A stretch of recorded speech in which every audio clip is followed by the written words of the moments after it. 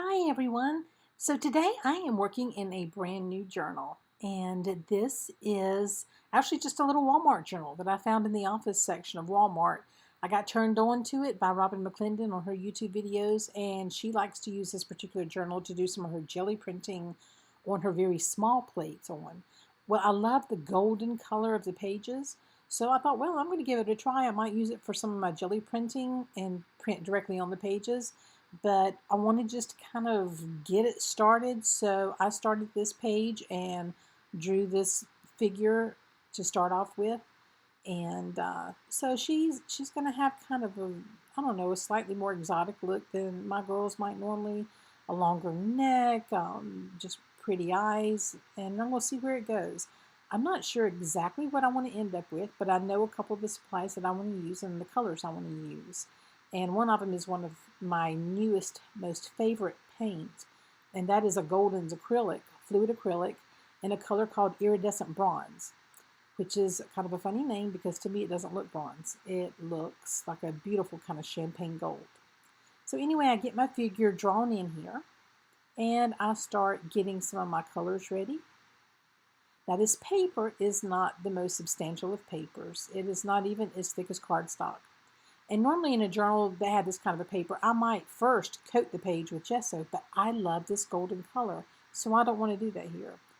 And I'm going to be brave and look at using some watercolors on this very thin paper. Now, I know it's going to buckle, but normally that doesn't bother me. And what I will do is I'm going to reserve the page behind it to glue to this when it's dry, which will add a little bit more stability. So I've gotten out several paint palettes, and I end up with 3, and they're all the Jane Davenports. And I'm working from the Sea Glitz one now, and I also have the neutrals and the brights to my left that I will probably draw from a little bit. So now I'm just using the neutral colors in the Sea Glitz collection of paints, and they're just really pretty paints in this palette. This is my last palette that I got of hers, and I think it may be one of my favorite at this point, although I love them all. I like the collections of colors in all of hers. So I'm just putting in, I want to use the color of the paper to show through. I do not want to completely cover her face with different colors. So I'm trying to play with the color that's already there on the page. So I start by putting in some of the shadows around the edge of her face, so I can begin to build in keep it from looking flat, make it look like a real face. So I'm going to have darker paint in the areas of the face that recede, and she's going to have darker hair, so I'm going to have her eyebrows dark, pretty full lips,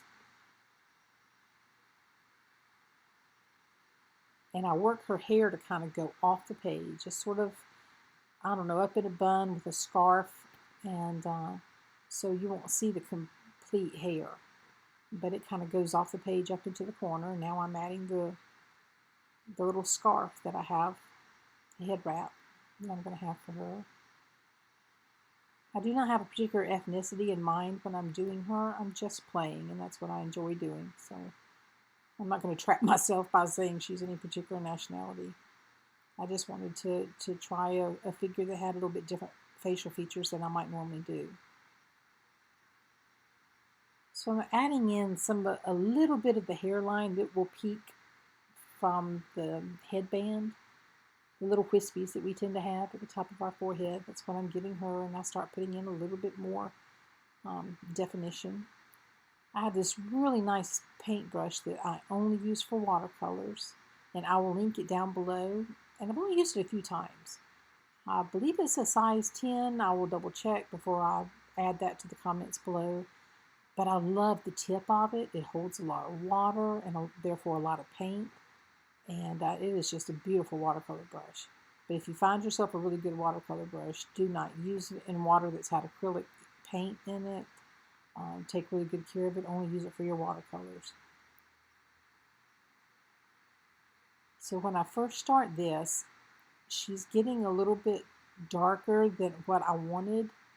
So now I'm going to come back in and I'm going to let it rest, first of all. That's what I found with this paper, because it's a little thin and it's not watercolor paper. When I start putting some wet media down there, you can't just keep working it. You'll overwork it and tear a hole in it.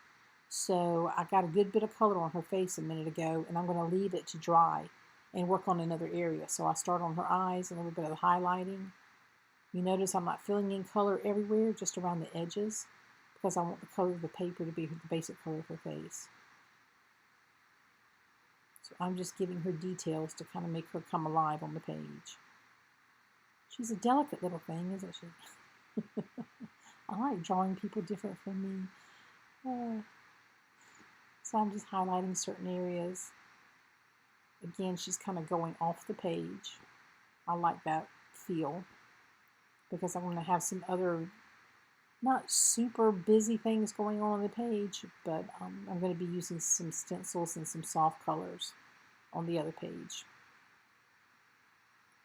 So now I'm just putting in some details into her head wrap to give it a little graphic feel, and also some movement and some folds and that sort of thing. You can see it's gotten a little wet, so it's going to tend to want to curl up, as you see there on the top right. That's all right. I decided it's about time to take a break, so I close it, put some weight on it, and go away, and then come back. So now I've brought out my stencils that I've recently gotten from Sean Petit, and I love these. They have a lot of little images that are perfect for working in the background, and the one I'm doing now, I like it turned vertical and horizontal, and I'm using that wonderful, wonderful Golden's paint, the iridescent bronze. So for the next stenciling that I want to do on the background, I choose a metallic olive craft paint that I have. I will link it down below. I can't see here, and I don't remember exactly the name of it, but it's a full cart paint, and it's very similar to what's already there, but in green. This is another one of Sean's stencils that has leaves and ferns and that sort of thing on it, and I want to bring that into this as well. So I'm going to have somewhat of a busy background, but because it's in such a faint color, it's not going to feel as busy. It's just going to feel like a patterned paper. Isn't that a beautiful color gold? Oh, lovely.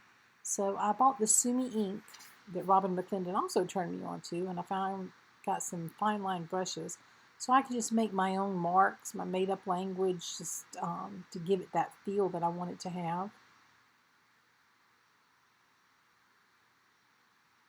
I love the way this paint goes on, and these brushes are fabulous, so I'm just going to leave them in the container they came in. So I'm going to date this, and I'm going to call her done. I love the simplicity of this page. And I think I'm going to really enjoy working in this journal. And the price was certainly right. It was less than $4 for this journal. So go to Walmart and take a look for them. And like I said on another video, you may have to look around a bit. I had to go to the art supply section, the school supplies section, and I finally found it in the office supply section. But they're nice little journals, and the color of the paper inside is just lovely. So there she is. Thank you so much for joining me, and I hope to see y'all next time. Give me a thumbs up if you enjoyed the video, subscribe if you're not already a subscriber, and leave me a comment. I love hearing from you. Y'all take care. I'll see you next time. Bye.